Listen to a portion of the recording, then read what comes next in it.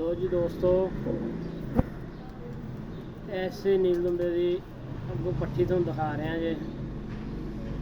इंशाल्लाह तुहानूं मज़ा आएगा।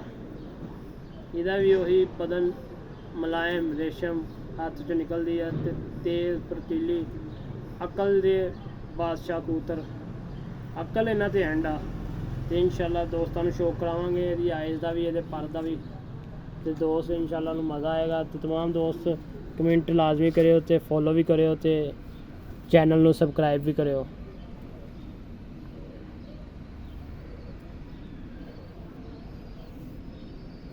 ऐ दी आइज़ ऐ दी दूसरी आइज़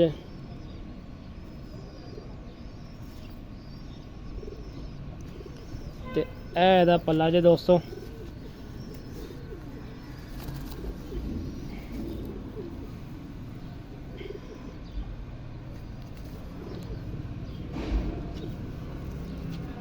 एह्दा दूसरा पल्ला जे। मौसम पर झड़े पे ते एह्दा पंजा जे।